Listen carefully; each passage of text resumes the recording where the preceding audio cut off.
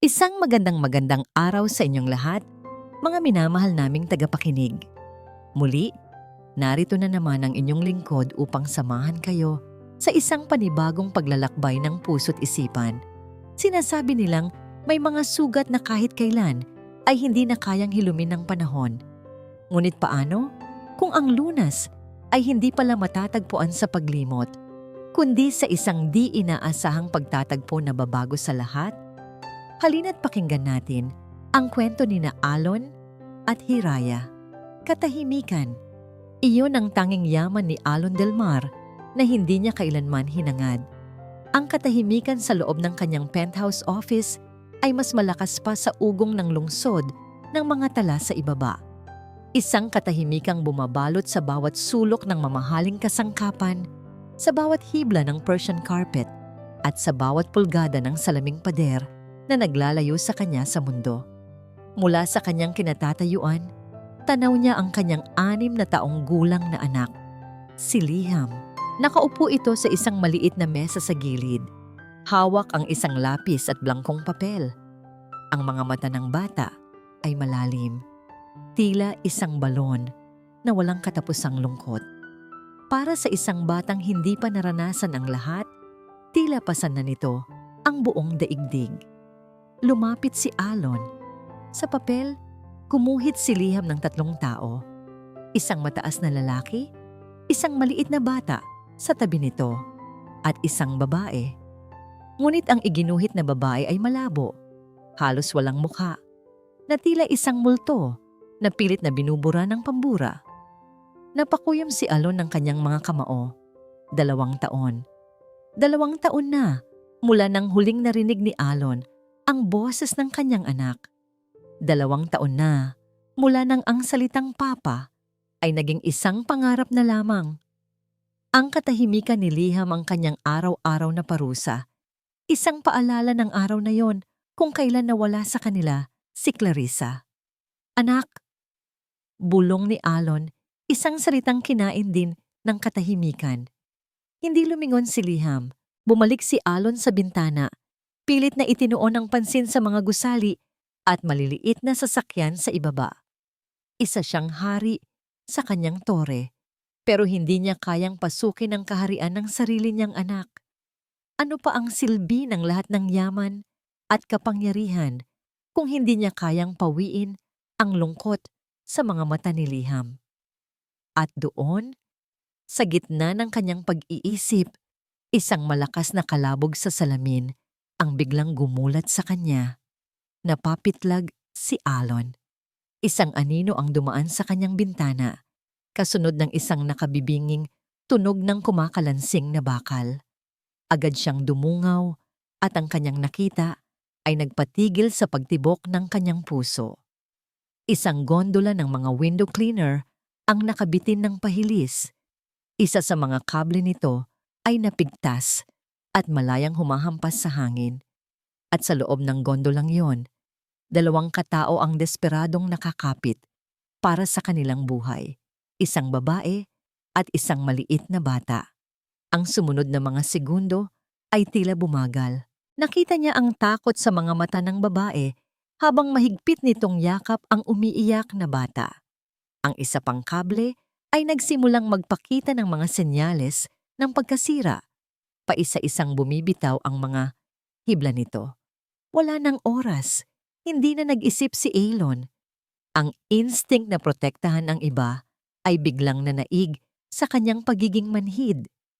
Mabilis niyang tinakbo ang sliding glass door na papunta sa balcony. Security! May emergency sa 48th floor, West Wing. Bilisan niyo! Sigaw niya sa intercom bago tuluyang lumabas. Ang malakas na hangin ay sumalubong sa kanya. Nasa ibaba lang ng kanyang balcony ang naghihingalong gondola. Nakita niya ang kamay ng babae na nanginginig na sa pagkapit. Miss! Miss! Tumingin ka sa akin! Sigaw ni Alon, sinisikap na pakalmahin ang kanyang boses sa kabila ng rumaragasang kaba sa dibdib. Ang babae, si Hiraya, ay dahan-dahang tumingala. Ang kanyang muka ay basang-basa ng pinaghalong pawis at luha. Sa mga mata niya, Nakita ni Alon ang isang uri ng pagod na higit pa sa pisikal. Ito ay ang pagod ng isang taong araw-araw na nakikipaglaban sa buhay. Huwag kang bibitaw, muling sigaw ni Alon. Iabot mo sa akin ang bata. Nag-alinlangan si Hiraya. Ang pagyakap niya sa anak na si Amihan ay tila ang tanging bagay na nagpapanatili sa kanya na buo. Ang bitawan ito ay parang pagbitaw sa sarili niyang puso. "Trust me," sabi ni Alon, at sa kanyang boses ay may isang awtoridad at katiyakan na tila kayang pigilan ang pagbagsak ng langit. Dahan-dahan, sa kabila ng panginginig ng buong katawan, itinaas ni Hiraya ang kanyang anak. Inabot ni Alon ang nanginginig na katawan ni Amihan. Ang maliliit na braso ng bata ay agad na pumulupot sa kanyang leeg na may puwersang hindi niya inaasahan. Ligtas na ang bata. "Ngayon ikaw naman," sabi ni Alon. Iniabot ang kanyang kamay kay Hiraya. "Hawakan mo ang kamay ko. Huwag kang titingin sa ibaba." Sinubukan ni Hiraya, ngunit ang kanyang mga daliri ay manhid na at madulas. Sa isang nakakakilabot na sandali, ang kanyang mga daliri ay dumulas mula sa bakal na rehas. Isang sigaw ang kumawala sa kanyang lalamunan. Ngunit sa huling sandali, nahablot ni Alon ang kanyang braso. Ginamit niya ang lahat ng kanyang lakas. Ang kanyang mga braso ay nangangawit sa bigat, ngunit hindi siya bumitaw. Sa wakas, nahila niya ito pataas at pareho silang bumagsak sa sahig ng balcony, humihingal at nanginginig. Sa loob ng ilang saglit, tanging ang tunog lamang ng kanilang paghinga at ang iyak ng batang si Amihan ang maririnig. At pagkatapos, may isa pa. Isang tunog.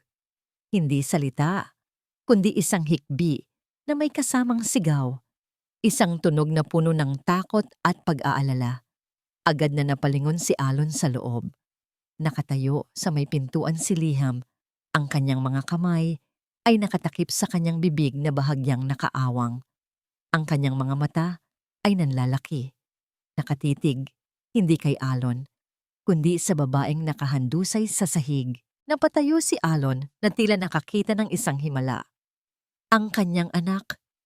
Gumawa ito ng tunog. Samantala, sinubukan ni Hiraya na bumangon, ngunit ang lahat ay biglang umikot. Ang takot, ang pagod, ang biglaang kaligtasan, lahat ay bumuhos sa kanya ng sabay-sabay. Ang huli niyang nakita ay ang mukha ng isang estrangherong nagligtas sa kanila bago siya tuluyang nilamon ng dilim. Bumagsak ito sa sahig, walang malay. Naiwan si Alon na nakatayo sa gitna ng kaguluhan. Sa kanyang paanan ay nakahandusay ang isang babaeng hindi niya kilala. Sa kanyang tabi ay isang umiiyak na bata. At sa may pintuan, nakatayo ang kanyang anak na sa unang pagkakataon, sa loob ng 2 taon, ay nagpakita ng isang emosyon na higit pa sa walang katapusang kalungkutan. Tumingin si Alon sa babaeng dayuhan, pagkatapos ay sa kanyang anak na nakatingin pa rin dito. Sa mga mata ni Liham, may isang kislap na matagal nang hinahanap ni Alon. At sa sandaling iyon, alam niyang sa pagdating ng babaeng ito, ang katahimikang matagal nang bumalot sa kanila ay nagsimula ng mabasag. Ang unang nagising sa kamalayan ni Hiraya ay ang kakaibang lambot sa kanyang likuran. Lambot na hindi galing sa manipis na banig na kanyang kinahihigaan gabi-gabi. Kasunod nito ay ang amoy. Malinis, mamahalin, na may halong bango ng lemon at sariwang bulaklak. Dahan-dahan niyang iminulat ang kanyang mga mata. Isang puting kisame ang sumalubong sa kanya, hindi ang yero na may mga bakas ng kalawang at ilang butas na tinatagpian niya lang ng karton. Bumangon siya nang may pag-iingat at doon niya napagtanto ang lahat. Nasa loob siya ng isang malawak at eleganteng silid. Ang kama ay mas malaki pa sa buong espasyo ng kanyang inuupahang kwarto. Ang mga kurtina ay gawa sa makapal at mamahaling tela, at sa isang sulok ay may isang plorerang puno ng mga puting rosas. Nasaan ako? At pagkatapos, isang imahe ang biglang pumasok sa kanyang isip. Ang nakabiting gondola, ang takot, ang malakas na hangin, at ang mukha ng isang lalaki. Amihan! Napasigaw siya sa biglaang pag-aalala. Anak ko! Agad siyang napatayo, ngunit nang hina ang kanyang mga tuhod. Bago pa man siya matumba, isang pinto ang bumukas at pumasok ang lalaking nagligtas sa kanila, si Alon Del Mar. Huminahon ka, miss, sabi nito sa isang boses na kalmado ngunit may bigat. Ligtas ang anak mo. Natutulog siya sa kabilang kwarto kasama ang yaya. Nakahinga ng maluwag si Hiraya, ngunit ang kaba ay napalitan ng hiya. Nakita niya ang suot niyang damit. Marumi, may mantsa ng grasa at pawis. Napakaliit niya sa loob ng napakalaking silid na yon. Sa harap ng napakakisig na lalaking ito, yumuko siya, hindi magawang salubungin ang mga mata nito. Salamat po, sir, sa pagligtas sa amin. Halos pabulong niyang sabi. Pasensya na po sa abala. Aalis na po kami. Maupo ka muna, utos ni Alon. Itinuro ang isang silyang upholstered. May kailangan tayong pag-usapan. Walang nagawa si Hiraya kundi sumunod. Naupo siya sa dulo ng silya, tila natatakot na madumihan ang mamahaling tela. Ako si Alon Del Mar, pagpapakilala nito. At ikaw si... Hiraya po. Hiraya Salazar. Tumango si Alon. Hiraya, ang anak kong si Liham. Hindi siya nagsasalita. For 2 years. Pero kanina, noong nakita ka niya, noong nangyari ang aksidente, he made a sound. It was the first time in 2 years. Hindi alam ni Hiraya kung ano ang dapat sabihin. Tumingin lang siya sa kanyang mga kamay na magaspang at may kalyo. I need a caregiver for him, a nanny. Diretsong sabi ni Alon. Marami na akong sinubukan, mga profesional, pero walang nangyari. Pero sa'yo, may kakaiba siyang reaksyon. I want to hire you. Napaangat ng tingin si Hiraya, puno ng pagkalito. Po? Sir, tagalinis lang po ako ng bintana. Wala po akong alam sa pag-aalaga ng bata na may espesyal na pangangailangan. Hindi mo kailangan ng karanasan, git ni Alon. Kailangan ko ng isang taong makakabuo ng koneksyon sa kanya. Nakita ko kung paano mo niyakap ang anak mo kanina. Iyon ang kailangan ni Liham. I'll pay you 50,000 pesos a month. Dito na kayo titira ng anak mo. Lahat ng pangangailangan ninyo? Sagot ko. Natulala si Hiraya. 50,000? Ang halagang iyon ay katumbas na ng halos 1 taon niyang kita. Isang buhay na hindi niya kailanman pinangarap. Ngunit may isang bagay sa loob niya na tumututol. Ang pride, ang kahihiyan, na tanggapin ang isang bagay na parang limos. Sir, hindi po ata tama. Bago pa man siya makatapos, isang matigas na boses ang pumutol sa usapan mula sa may pintuan. Alon, ano ang ibig sabihin nito? Isang babae ang pumasok. Nasa mga 60 anyos na ito, balot ng alahas at mamahaling damit. Ang kanyang buhok ay perpektong nakaayos at ang kanyang mga mata ay kasing lamig ng yelo. Sinuri siya nito mula ulo hanggang paa at sa mga mata nito ay may isang malamig na kalkulasyon na nagparamdam kay Hiraya na para siyang isang insektong sinusuri sa ilalim ng mikroskopyo. Mama Imelda, this is Hiraya Salazar. Pakilala ni Alon. Isang bahid ng pagkayamot ang dumaan sa kanyang boses. Siya ang bagong magiging yaya ni Liham. Lalong tumalim ang tingin ni Imelda Montenegro. Isang tagalinis ng bintana? Alon, nababaliw ka na ba? Paano mo ipagkakatiwala ang apo ko sa isang... Muli siyang tumingin kay Hiraya na may pandidiri. Isang tulad niya? It's my decision, Mama. Matigas na sagot ni Alon. Hindi na nagsalita si Imelda, ngunit ang katahimikan nito ay mas nakakatakot. Isang ngiting pilit ang ibinigay nito kay Hiraya, isang ngiting hindi umabot sa kanyang mga mata. Well then, welcome to the family, I suppose. Matapos ang tensyonadong pag-uusap na yon, nagpaalam si Hiraya. Sinabi niyang pag-iisipan niya ang alok. Habang naglalakbay siya pauwi, ang pakiramdam ng malambot na kama at ang lamig sa mga mata ni Imelda ay nag-uunahan sa kanyang isip. Pagdating niya sa kanilang barangay, sinalubong siya ng pamilyar na ingay at amoy. Pumasok siya sa kanyang maliit na kwarto. Ang espasyo ay sapat lang para sa isang maliit na papag at isang kahon kung saan nakalagay ang iilan nilang damit. Doon, sa ibabaw ng papag, mahimbing na natutulog ang kanyang anghel, si Amihan. Hinaplos niya ang pisngi nito at ang lahat ng kanyang pag-aalinlangan ay tila naglaho na palitan ng isang matinding pagmamahal. Para sa batang ito, gagawin niya ang lahat. Napaluha siya. Umiyak siya para sa kanilang kahirapan, para sa kanyang pagod, at para sa alok na tila isang bitag at isang biyaya. Nang mapunasan niya ang kanyang mga luha, isang piraso ng papel na isinuksok sa ilalim ng kanilang pinto ang napansin niya. Kinuha niya ito. Ang kanyang mga kamay ay nagsimulang manginig habang binabasa ang mga salita. Eviction notice. 3 buwan na siyang hindi nakakabayad ng upa. Kailangan na nilang umalis sa loob ng 1 linggo. Ang mundo ni Hiraya ay gumuho. Wala silang ibang matutuluyan. Wala silang pera. Wala silang pag-asa. Kasabay ng pagbagsak ng kanyang mga luha, biglang nagring ang kanyang luma at basag na cellphone. Isang hindi pamilyar na numero ang nasa screen. Nanginginig niyang sinagot ito. "Hello, Hiraya? Alon here," sabi ng boses sa kabilang linya. "Have you made a decision?" Tumingin si Hiraya sa eviction notice pagkatapos ay sa kanyang natutulog na anak. Alam na niya ang sagot. Wala na siyang pagpipilian.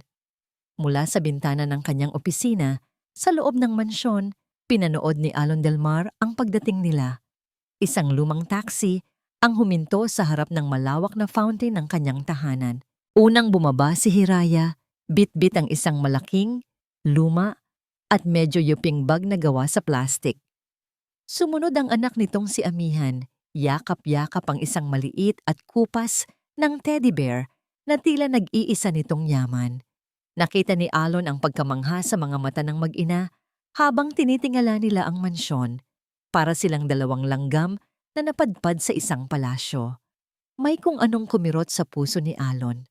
Ang bahay na ito, na para sa kanya ay isang kulungan ng kalungkutan at alaala, ay isang pangarap para sa iba. Sinalubong sila ng isa sa mga kasambahay at dinala sa loob. Sinundan sila ni Alon ng tanaw. Ang katahimikan ng marmol na sahig ay tila nilamon ang mumunting yabag ng mag-ina. Sa loob ng 2 taon, ang tanging maririnig mo lang sa mansyon ay ang mahihinang kaluskos at ang mga formal na utos ni Imelda. Ngayon, may bago. May buhay. Ipinakita ng kasambahay ang kanilang silid. Maliit ito kumpara sa ibang kwarto sa mansyon, ngunit para kay Hiraya, ito na marahil ang pinakamalaking espasyong natirhan niya. Nakita ni Alon kung paano hinaplos ni Hiraya ang malinis na kumot. Ang mga mata nito'y hindi makapaniwala. Iniwan muna sila upang makapag-ayos. Ngunit ang batang si Amihan, na puno ng kuryosidad, ay dahan-dahang lumabas ng silid. Nakita ni Alon ang pag-aalala sa mukha ni Hiraya, ngunit hinayaan lang muna niya. Naglakad-lakad si Amihan hanggang sa marating nito ang malaking sala kung saan tahimik na naglalaro si Liham. Huminto si Amihan at pinanood ang isa pang batang kasing edad niya. Si Liham, na sanay ng mag-isa, ay hindi ito pinansin sa simula. Lumapit si Amihan, umupo sa sahig, at inilapag ang kanyang teddy bear. "Ako si Amihan," sabi nito sa malinaw na boses. "Sino ka?" Hindi sumagot si Liham. Itinuon lang nito ang pansin sa mga building blocks na kanyang pinagpapatong-patong. Hindi sumuko si Amihan. Kinuha niya ang isang pulang block. "Gusto mo nito? Pwede nating gawing tore. Yung mataas, kasing taas ng building ni Mama," Sa unang pagkakataon, itinaas ni Liham ang kanyang tingin. Tinitigan niya si Amihan. Pagkatapos ay ang building block. Dahan-dahan, kinuha niya ito mula sa kamay ni Amihan. Magkasama, nagsimula silang magtayo. Pinapanood sila ni Alon mula sa di kalayuan. Ang kanyang puso ay bumibilis. At pagkatapos, nangyari ang himala. Matapos mailagay ni Liham ang huling block sa tuktok ng kanilang mataas na tore, isang maliit na ngiti ang sumilay sa kanyang mga labi. Isang tunay, hindi pilit na ngiti. Ang unang nangiti na nakita ni Alon sa loob ng 2 taon. Ang pag-asang yon ay lalong lumaki pagsapit ng tanghalian. Tulad ng dati, tumanggi si Liham na kumain. Inilayo nito ang plato ng pagkain. Ang mga datihang yaya ay susuko na lang o pipilitin ng bata na lalo lang nitong ikinaiiyak. Ngunit si Hiraya ay iba. Umupo siya sa tabi ni Liham. Hindi niya ito pinilit. Alam mo, Liham, malumanay niyang sabi, noong kasing edad mo si Amihan, ayaw niya ring kumain ng gulay. Ang ginagawa ko, ginagawa naming eroplano, yung kutsara. Kumuha siya ng kaunting kanin at ulam. Eto na ang eroplano. Lumilipad. Papunta na sa airport. Itinapat niya ang kutsara sa bibig ni Liham. Gumagawa ng tunog ng eroplano. Tinitigan lang siya ni Liham. Ngunit pagkatapos ng ilang segundo, dahan-dahan nitong ibinuka ang kanyang bibig. Napatanga si Alon sa nasaksihan. Ang mga tinaguriang eksperto na may mga diploma ay nabigo. Ngunit ang babaeng ito, gamit lamang ang kanyang pasensya at malambing na boses ay nagtagumpay. Isang kakaibang kapayapaan ang bumalot sa kanya, isang pakiramdam na matagal na niyang hindi naramdaman. Ang presensya ni Hiraya ay tila sikat ng araw na dahan-dahang tumutunaw sa yelo na bumalot sa kanilang tahanan. Ngunit ang sikat ng araw ay laging may kasamang anino. Kinagabihan, habang nag-aayos si Hiraya ng mga laruan sa sala, tahimik na lumitaw si Imelda sa kanyang likuran. Magaling kang kumuha ng loob ng mga bata, ano? Malamig na sabi ni Imelda. Napalingon si Hiraya, bakas ang gulat. Ginagawa ko lang po ang trabaho ko, ma'am. Trabaho, ulit ni Imelda. Tila isang maruming salita. Lumapit ito, ang bawat hakbang ay may bigat. Ang trabaho mo ay alagaan ng bata. Pero, linawin natin ang isang bagay. Itinuro ni Imelda ang isang malaking litrato na nakasabit sa pader. Ang litrato ni Clarissa, ang yumaong asawa ni Alon. Nakikita mo iyan. Yan ang anak ko. Yan ang ina ni Liham. Walang sino man ang pwedeng pumalit sa kanya. Hindi ko po iniisip yun, ma'am. Mabilis na sagot ni Hiraya. Ang kanyang boses ay bahagyang nanginginig. Mabuti kung ganoon. Patuloy ni Imelda, ang kanyang boses ay bumaba, na tila isang bulong na puno ng lason. Marami nang pumasok sa bahay na ito na may ibang intensyon. Mga babaeng ang tingin sa pagiging biyudo ng anak-in-law ko ay isang oportunidad. Akala nila, makukuha nila ang isang buhay na hindi para sa kanila. Humakbang pa ito papalapit hanggang sa halos magdikit na ang kanilang mga mukha. Naamoy ni Hiraya ang mamahaling pabango ni Imelda, isang halimuyak na tila nagyayelo. Tandaan mo ito, Hiraya Salazar. Isa ka lang hamak na katulong, isang basahan na pinulot mula sa lansangan. Nandito ka para magtrabaho, hindi para maging parte ng pamilya.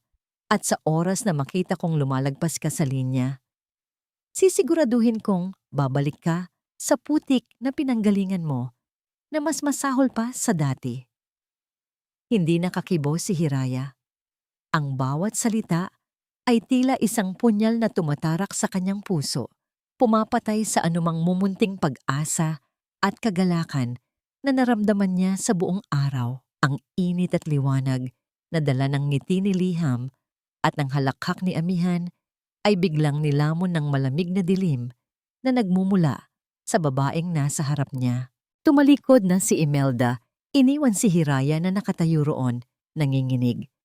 Ang palasyo na kanina lang ay tila isang lugar ng mga himala, ay biglang nagpakita ng tunay nitong anyo, isang magandang kulungan na pinaghaharian ng isang reynang puno ng kapaitan.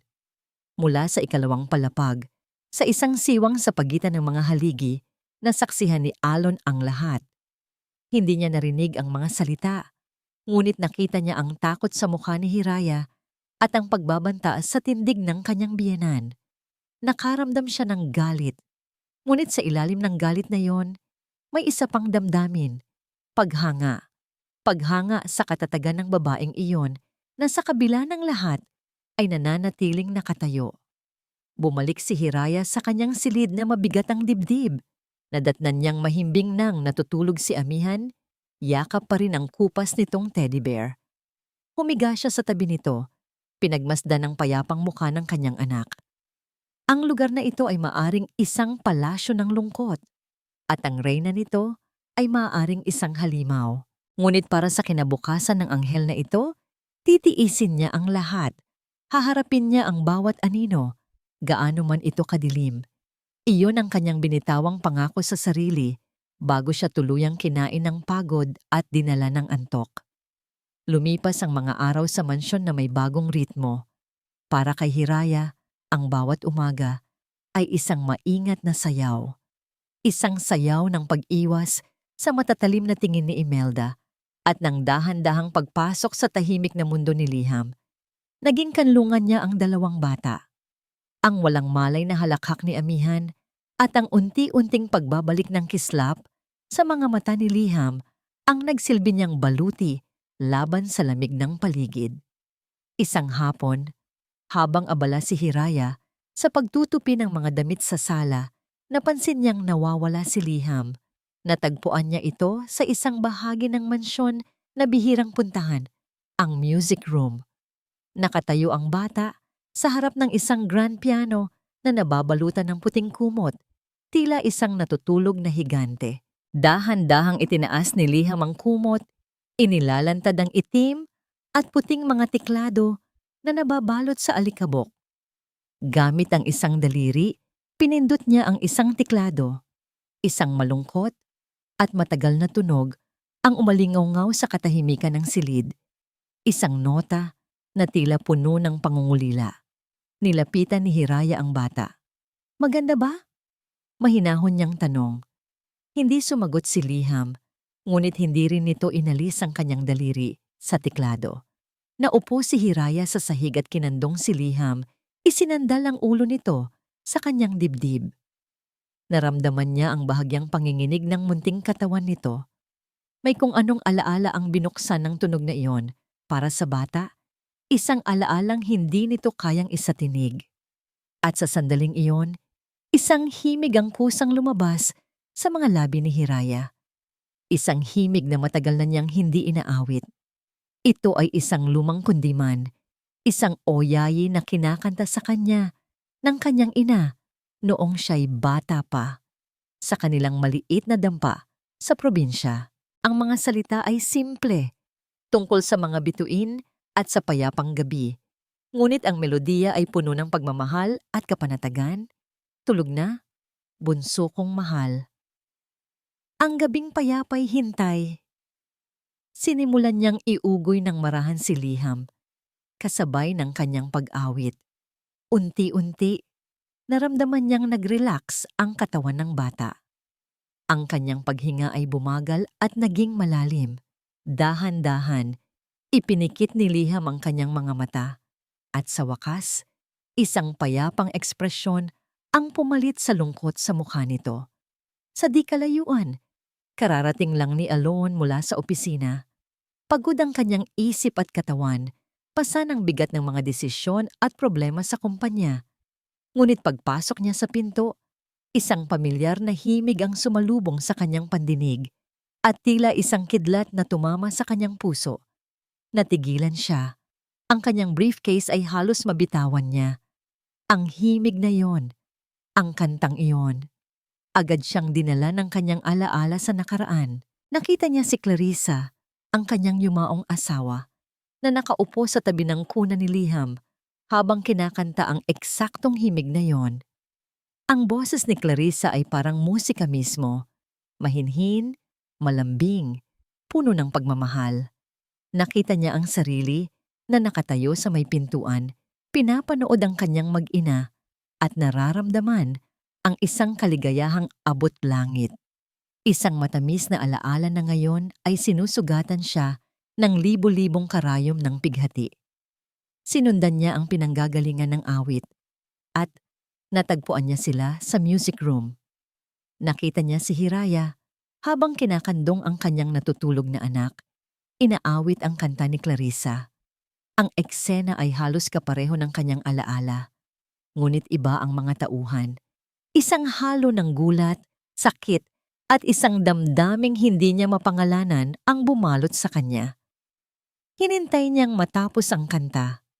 Nang tumahimik na, dahan-dahan siyang pumasok. Napapitlag si Hiraya nang makita siya.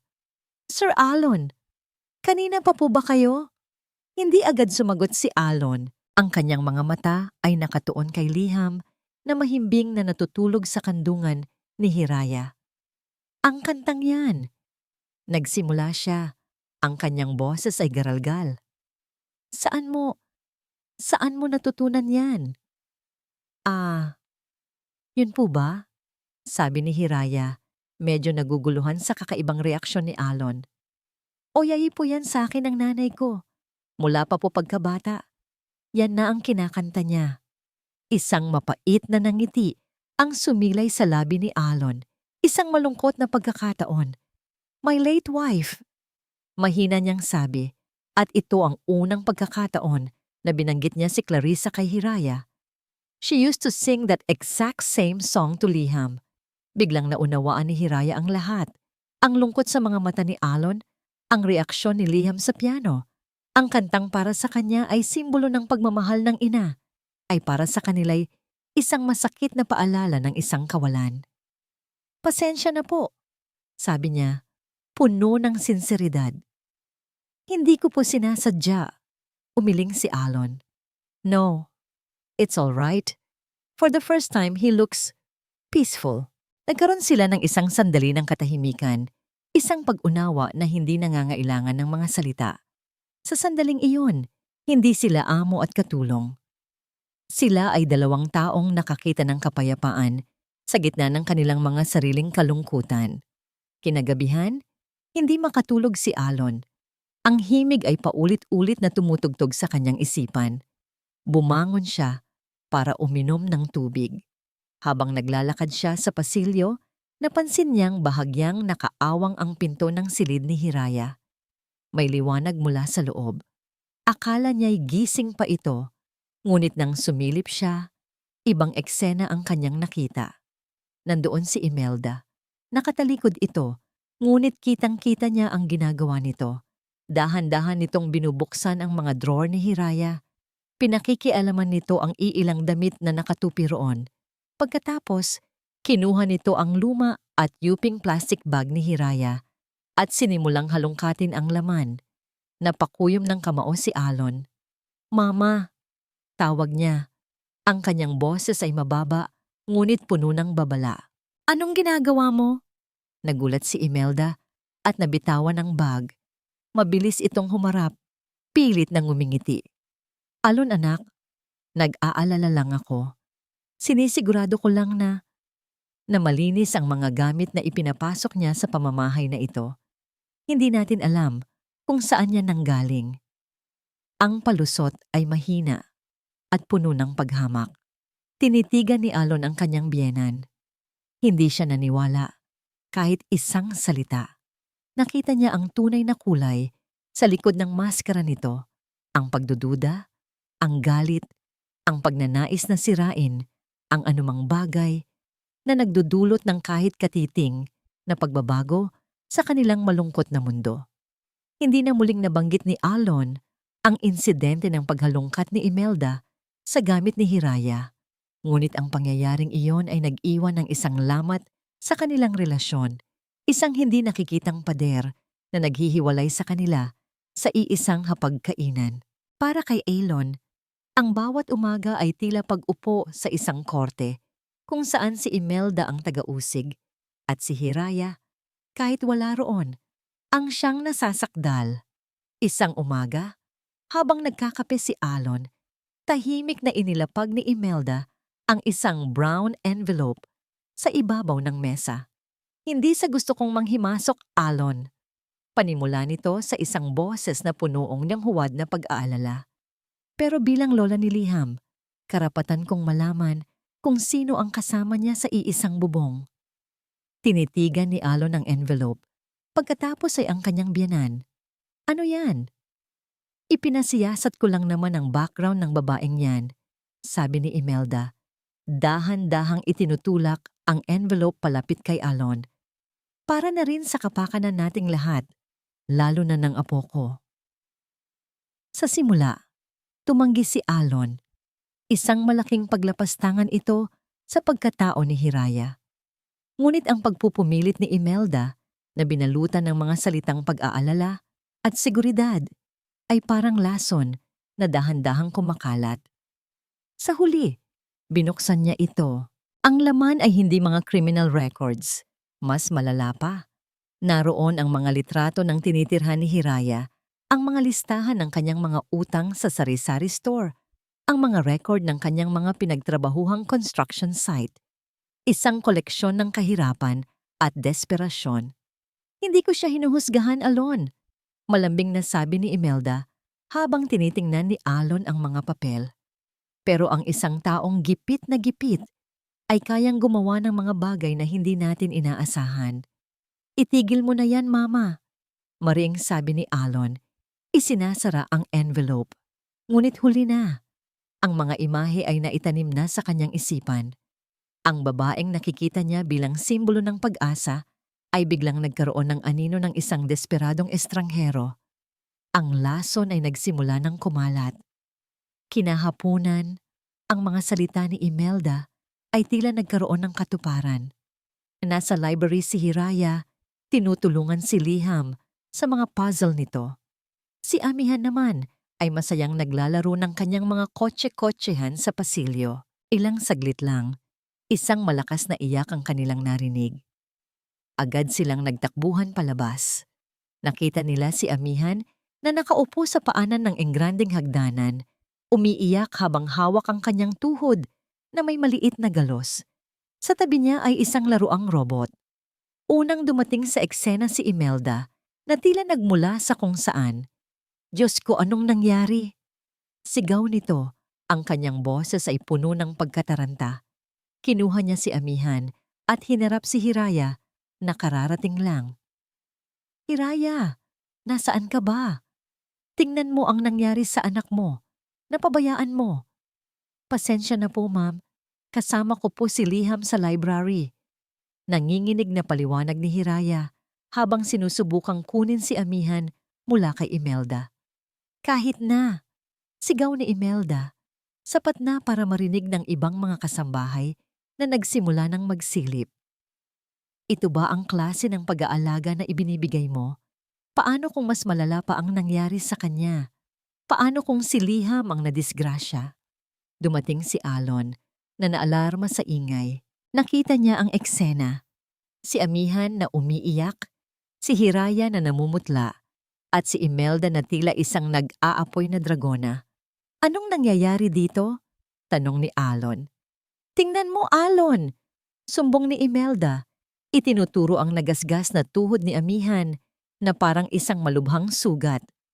Ito ang resulta ng pagiging pabaya niya.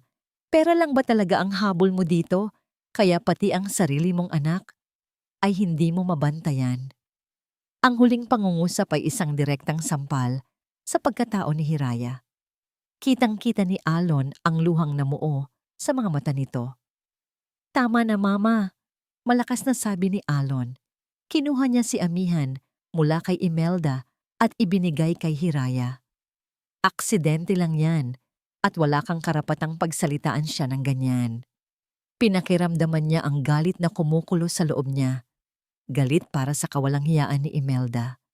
Ngunit sa ilalim ng galit na yon, may isang malamig na tinig na bumubulong sa kanyang isipan. Ang tinig ni Imelda mula kaninang umaga. ang isang taong gipit ay kayang gumawa ng mga bagay na hindi natin inaasahan. Pumasok sa isip niya ang isang teribleng tanong. Sinadya ba ito? Isang palabas para makuha ang kanyang simpatya? Agad niyang iwinaksi ang ideya. Kinamuhian niya ang sarili sa pag-iisip pa lang noon. Ngunit ang lason, kapag naipasok na sa sistema, ay mahirap nang alisin. Ipinagtanggol niya si Hiraya sa harap ng lahat. Inutusan niya ang mga kasambahay na bumalik sa kanilang mga trabaho at sinabihan si Imelda na tigilan na ang paggawa ng eksena. Ngunit nang magtama ang mga mata nila ni Hiraya, nakita niya rito ang pasasalamat, ngunit may bahid din ng sakit. Ang sakit na dulot ng pagdudahan. At alam niyang naramdaman nito ang mumunting pag-aalinlangan na dumaan sa kanyang mga mata. Nang gabing iyon, habang nag-iisa si Elon sa kanyang opisina, sinusubukang alisin ang mga pangyayari sa kanyang isip. Biglang tumunog ang kanyang pribadong telepono. Isang hindi rehistradong numero. Sinagot niya ito. Hello? Walang sumagot sa simula. Tanging isang mahinang paghinga lang ang kanyang narinig. Sino to? Muli niyang tanong. Medyo naiinis na. Pagkatapos, isang magaspang at binagong boses ang nagsalita mula sa kabilang linya. Isang maikli, ngunit malinaw na mensahe. Mag-ingat ka sa yaya mo, Mr. Delmar. Hindi siya ang inaakala mo. At pagkatapos ay ibinaba na ang tawag. Napahigpit ang hawak ni Alon sa telepono. Ang kanyang mga ugat ay nagsilitawan. Ang pagdududa na pilit niyang nilalabanan ay biglang lumaki. Pinakain ng misteryosong babala. Ang lason ay kumalat na sa buong sistema niya. Para kay Hiraya, ang mga sumunod na araw ay paglalakad sa napakanipis na alambre. Ang init at koneksyon na minsan niyang naramdaman mula kay Alon ay napalitan ng isang magalang ngunit malayo na pakikitungo. Nandoon pa rin ang kabaitan, ngunit nawala na ang tiwala. Ang tanging nagpapatatag sa kanya ay ang mga bata. Si Liham, sa kanyang tahimik na paraan, ay lalong naging malapit. Madalas na nitong hawakan ang kanyang kamay o ipakita sa kanya ang kanyang mga guhit, mga larawang unti-unti nang nagkakaroon ng kulay. Ito ang kanyang santuwaryo. Isang hapon, habang tinutulungan niya si Liham sa hardin na magtanim ng isang maliit na sunflower, narinig niya ang isang sigaw mula sa loob ng mansyon. Isang sigaw na hindi nagmula sa bata, kundi isang sigaw na puno ng pighati at pagkawala. Nagkatinginan sila ni Liham bago sila nagmamadaling pumasok sa loob. Naabutan nila si Imelda sa gitna ng malaking sala, nakaluhod sa sahig at umiiyak ng malakas. Ang kanyang kamay ay nakahawak sa isang bukas at walang lamang kahon ng alahas na yari sa velvet. Mama, anong nangyari? Tanong ni Elon na bumaba mula sa kanyang opisina. Bakas ang pag-aalala. Nawawala. Humihikbing sabi ni Imelda. Alon, nawawala. Ang kwintas ni Clarissa, ang huling ibinigay mo sa kanya. Natigilan ang lahat. Ang kwintas na yon ay hindi lang basta alahas. Ito ay isang alamat sa loob ng mansyon. Isang diamond necklace na sumisimbolo sa pagmamahalan ni na Alon at Clarissa. Ito ang pinakaiingatang yaman ni Imelda, ang huling piraso ng kanyang anak na nahahawakan niya. Agad na tumama ang mga mata ni Imelda kay Hiraya na nakatayo sa may pintuan. Hindi alam ang gagawin. Ang mga luhang yon ay biglang napalitan ng nag-aapoy na galit. Ikaw! Sigaw nito. Itinuturo ang nanginginig na daliri kay Hiraya. Simula nang dumating ka dito, nagkandalet-siletsi na ang lahat. Wala namang ibang papasok sa kwarto ko. Naramdaman ni Hiraya na tila binuhusan siya ng malamig na tubig. Po? Hindi po ako. Hindi ko po gagawin yun. Depensa niya sa sarili. Ang kanyang boses ay nanginginig sa gulat at takot. Huwag ka nang magsinungaling. Patuloy ni Imelda. Nakita ko kung paano mo tingnan ang mga gamit dito. Alam kong inggit na inggit ka sa buhay na mayroon ng anak ko. magnanakaw. Ang salitang iyon ay tumama kay Hiraya na parang isang malakas na sampal. Hinanap ng kanyang mga mata si Alon, nagmamakaawa, naghahanap ng tulong ng kahit katiting na pagtitiwala. Ngunit ang nakita niya ay nagpaguho sa kanyang mundo. Ang mukha ni Alon ay isang maskara ng matinding pagkadismaya at pagkalito. Nakita niya rito ang alaala ng misteryosong tawag sa telepono, ang laman ng brown envelope, ang mga salita ni Imelda. Ang lahat ng lason ay nagsama-sama at ngayon ay kumakalat na sa kanyang buong sistema. Hindi siya nagsalita at ang kanyang katahimikan ang pinakamasakit na hatol. Magsalita ka, Sir Alon. Pakiusap. Ipagtanggol mo ako. Sigaw ng isip ni Hiraya. Halughugin ang gamit niya. Utos ni Imelda sa mga kasambahay na nagkukumpulan na. Halughugin niyo lahat. Sige po, sagot ni Hiraya. Sa isang boses na basag, ngunit may bigla ang tapang na dulot ng kawalan ng pag-asa. Wala siyang itinatago. Halughugin niyo. Kahit ang buong pagkatao ko. Pumunta sila sa maliit na silid ni Hiraya. Ang bawat isa ay tila mga buwitreng nag-aabang. Binuksan ng isang katulong ang kanyang aparador. Inilabas ang iilan niyang damit. Binuksan ang mga drawer. Walang nakita. Nakahinga na sana ng maluwag si Hiraya, ngunit pagkatapos ay sinabi ni Imelda, "Tingnan niyo yung basura niyang bag sa ilalim ng kama." Ang luma at yuping plastic bag, ang tanging dala niya mula sa dati niyang buhay. Kinuha ito ng isang katulong. Sa harap nilang lahat, dahan-dahan nitong ibinuhos ang laman sa sahig. Isang lumang suklay, isang maliit na rosaryo, at ilang mga resibo.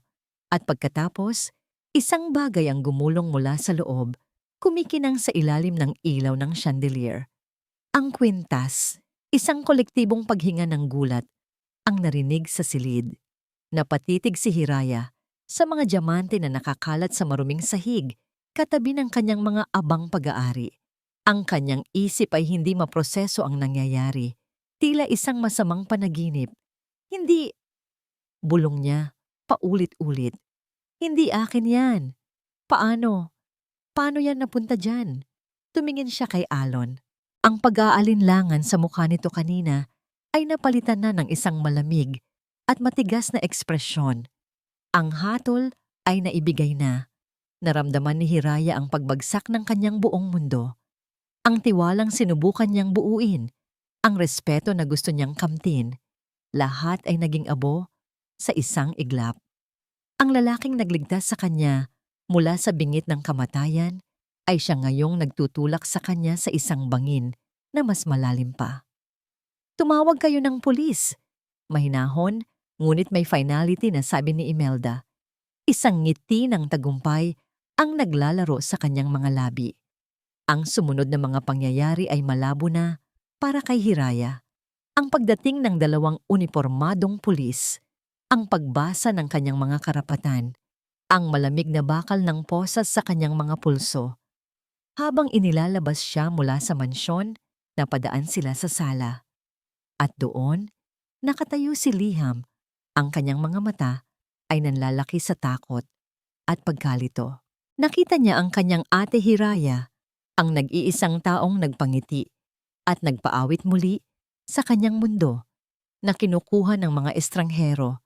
Nagtagpo ang kanilang mga mata sa huling pagkakataon. Nakita ni Hiraya ang takot sa mukha ng bata at ang puso niya ay nadurog sa 1,000 piraso, higit pa sa sakit na dulot ng posas at ng akusasyon. Nang isara ang pinto ng patrol car, isinara rin nito ang isang kabanata ng pag-asa sa buhay ni Hiraya Salazar. Nang mawala na sa paningin ang patrol car na naglulan kay Hiraya, isang nakabibinging katahimikan ang muling bumalot sa mansyon. Ngunit hindi ito ang pamilyar na katahimikan ng kalungkutan. Ito ay isang katahimikang mabigat, puno ng tensyon at isang tagumpay na may bahid ng lason. Pinanood ni Alon Del Mar ang kanyang biyenan na maingat na pinupulot ang kwintas mula sa sahig. Hinahaplos ito na tila isang nawawalang anak na muling natagpuan. "Hey, Salamat. Bulong ni Imelda. May mga pekeng luha sa kanyang mga mata. Akala ko'y nawala na sa atin ang alaala ni Clarissa. Hindi umimik si Alon. May isang bahagi sa kanya na nakahinga ng maluwag. Tapos na ang problema. Ngunit may isang mas malaking bahagi ang nakakaramdam ng isang matinding kabiguan. Hindi para sa kwintas, kundi para sa babaeng basta na lang niyang hinayaang kunin ng mga pulis. Ang imahe ng mga mata ni Hiraya na puno ng sakit at pagtataksil ay paulit-ulit na naglalaro sa kanyang isipan. Pilit niyang kinukumbinsi ang sarili. Ang ebidensya ay malinaw. Ang lahat ay tumuturo sa kanya. Ngunit bakit parang may mali? Bakit parang siya at hindi si Hiraya ang may kasalanan? Halika na, Liham, sabi ni Imelda. Lumalapit sa kanyang apo na hanggang ngayon ay nakatayo pa rin sa kinatatayuan nito, tila isang estatwang bato. Wala na ang masamang babae. Ligtas ka na kay Lola. Sinubukan niyang hawakan ang balikat ni Liham, ngunit ang reaksyon ng bata ay isang bagay na hindi nila inaasahan. Biglang napasigaw si Liham. Hindi isang simpleng iyak. Ito ay isang sigaw na nagmula sa kaibuturan ng kanyang kaluluwa. Isang sigaw ng matinding takot at galit. Nagpumiglas ito, umatras palayo kay Imelda na para bang ito ay isang halimaw na nakakita siya. Liham, anak! Anong nangyayari sa'yo? Gulat na tanong ni Alon. Lumalapit sa anak. Nagsimulang manginig ng husto ang bata. Ang kanyang paghinga ay naging mabilis at mababaw. Itinuro niya ang nanginginig na daliri kay Imelda. At pagkatapos, mula sa kanyang lalamunan na matagal nang pinipinang trauma, lumabas ang mga salita. Malakas, malinaw, at nakakakilabot. Lola, masama.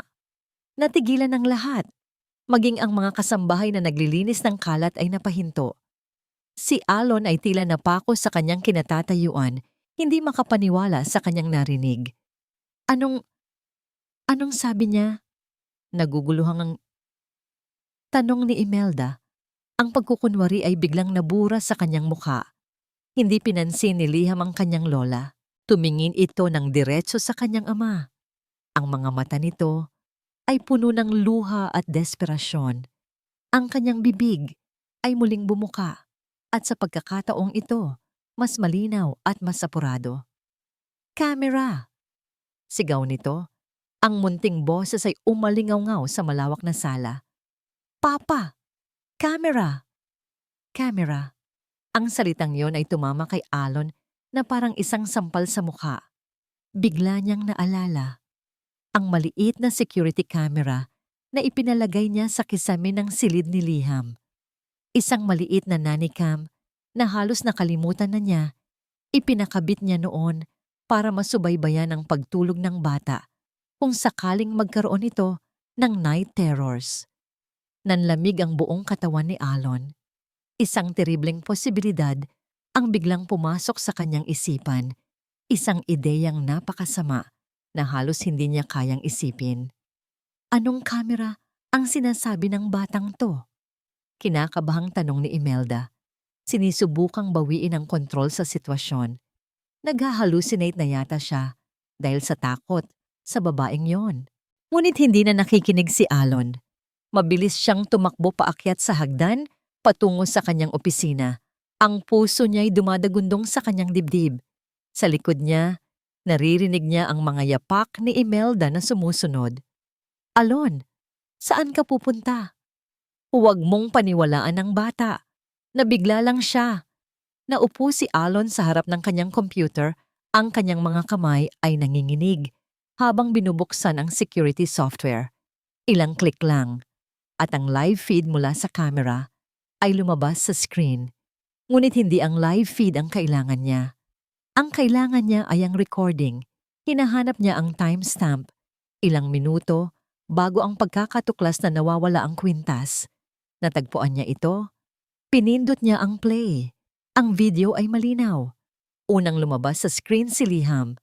Tahimik na naglalaro sa sahig bago ito lumabas papuntang hardin. Pagkatapos, bumukas ang pinto. Pumasok si Imelda. Tumingin muna ito sa paligid, sinisiguradong walang nakakakita. Dahan-dahan itong lumapit sa kama ni Hiraya. Mula sa kanyang bulsa, inilabas niya ang isang kumikinang na bagay, ang kwintas. Maingat ngunit mabilis, isinuksok niya ito sa loob ng luma at yuping plastic bag ni Hiraya na nasa ilalim ng kama. Napahinto ang paghinga ni Alon. Isang matinis na tunog ang umalingaw-ngaw sa kanyang tainga. Ang buong mundo niya ay tila gumuho sa isang iglap. Ang katotohanan ay isang malupit na sampal, masakit at nakakabingi. Hindi, hindi totoo yan. Desperadong sigaw ni Imelda mula sa kanyang likuran. Nakita rin ang imahe sa screen. Edited yan, Alon? Peke yan. Isang palabas para siraan ako. Ngunit hindi na nakikinig si Alon. Ang kanyang mga mata ay nakapako sa screen dahil hindi pa tapos ang video. Matapos itago ang kwintas, hindi agad umalis si Imelda sa video. Tumayo ito ng tuwid. Tumingin ito sa isang maliit na larawan na nakapatong sa maliit na mesa sa tabi ng kama. Ang nag-iisang personal na gamit ni Hiraya sa silid. Bukod sa damit nito, ang larawan ni Amihan. Ngunit sa likod ng larawan ni Amihan, nakatayo ang isang mas matandang babae, ang ina ni Hiraya. At sa tabi nito, nakasabit ang isang rosaryo. Tila may naalala si Imelda. Umiling ito at isang kakaibang pighati ang dumaan sa kanyang mukha. Tumingin siya sa kawalan. Ang kanyang mga balikat ay nanghina. At sa katahimikan ng silid, isang halos hindi marinig na bulong ang lumabas sa kanyang mga labi. Isang bulong na nahagip ng sensitibong mikropono ng kamera. Patawarin mo si Mama, Clarissa. Anak. Humihikbing, sabi ng imahe ni Imelda sa screen habang nakatingin sa kawalan. Hindi ko sinasadya. Kung hindi lang kita pinilit ng araw na yon. Kung hindi lang kita sinabihan ng mga masasakit na salita. Hindi ka sana umalis ng ganon. Bawat salita ay isang punyal na bumaon ng malalim sa puso ni Alon. Ang aksidente. Ang pag-alis ni Clarissa sa bahay ng galit at umiiyak. Ang sabi ni Imelda noon ay nag-away lang sila tungkol sa mga menor de edad na bagay. Isang kasinungalingan. Lahat ay kasinungalingan. Ang pagkawala ng boses ni Liham. Ang 2 taon nilang pagdurusa. Lahat ay nag-ugat sa isang lihim na tinago ng babaeng nasa likuran niya. Dahan-dahan, sa isang nakakakilabot na katahimikan, ipinikit ni Alon ang kanyang mga mata. At nang imulat niya itong muli, wala nang natirang bakas ng pagkalito o sakit. Ang naroon na lang ay isang malamig, nakakapasong galit. Dahan-dahan niyang inikot ang kanyang swivel chair. Ang mahinang tunog nito ay tila isang malakas na kulog sa loob ng silid. Hinarap niya ang kanyang biyenan. Ang mukha ni Imelda ay wala ng kulay. Ang kanyang mga mata ay nanlalaki sa takot. Pinatay mo siya, sabi ni Elon. Ang kanyang boses ay kalmado, ngunit may bigat na kayang magpaguho ng bundok. Hindi lang si Hiraya ang sinira mo ngayon. Pinatay mo ang sarili mong anak. Isang malakas na hikbi ang kumawala kay Imelda. Napaluhod ito sa sahig. Ang kanyang maskara ng pagiging isang marangal na ginang ay tuluyan ng nabasag. Inilalantad ang isang babaeng durog at puno ng kasalanan. Ngunit wala nang pakialam si Alon. Wala siyang naramdamang awa.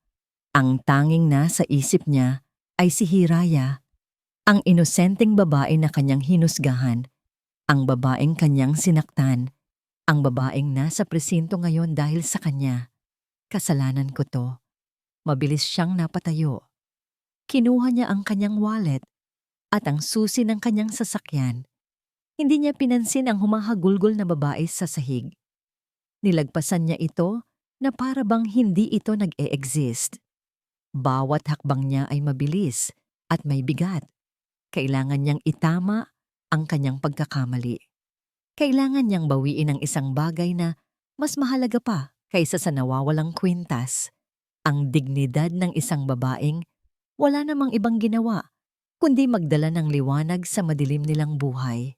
Ang biyahe ni Alon papunta sa presinto ay tila isang karera, laban sa oras at sa kanyang sariling konsensya. Bawat pulang ilaw sa trapiko ay isang dagdag na parusa. Bawat busina ng sasakyan ay isang sigaw ng akusasyon sa kanyang pandinig. Ang mukha ni Hiraya, puno ng sakit, pagtataksil, at durog na tiwala, ay hindi maalis sa kanyang isipan. Pagdating niya sa presinto, halos takbuhin niya ang entrance. Ginamit niya ang kanyang pangalan at impluensya, at sa loob lang ng ilang minuto, nasa harap na niya ang desk officer. Kailangan kong makita si Hiraya Salazar, sabi niya. Ang kanyang boses ay nagmamadali, ngunit kontrolado. Nagkaroon ng malaking pagkakamali. Inosente siya. Ipinakita niya ang isang kopya ng video sa kanyang telepono. Habang pinapanood ng pulis ang katotohanan, ang mukha nito ay nagbago mula sa pagiging formal tungo sa pagkabigla. Agad itong kumilos. Ilang sandali pa, nakita ni Alon si Hiraya na lumalabas mula sa isang pasilyo. Ang kanyang mukha ay maputla. Ang kanyang mga mata ay namamaga sa kaiiyak.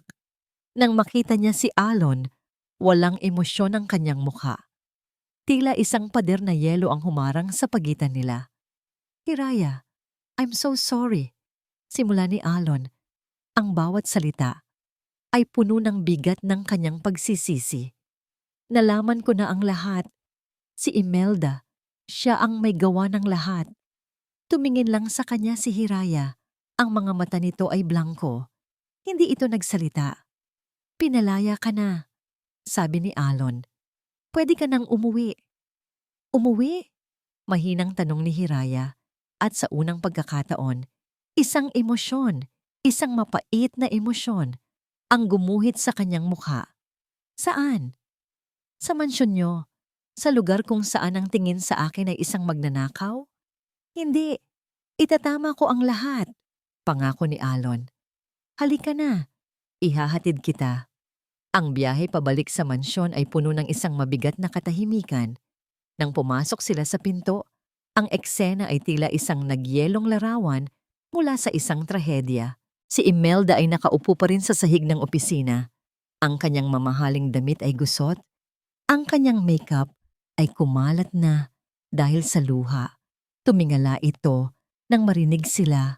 Ang kanyang mga mata ay puno ng takot at desperasyon. Alon, anak, pakinggan mo ako. Simula nito. Ngunit hindi si Alon ang kanyang hinarap. Lumapit si Alon sa isang maliit na mesa at kinuha ang isang tablet. Walang salitang namutawi sa kanya. Ipinatong niya ito sa coffee table sa sala at pinindot ang play, ang video.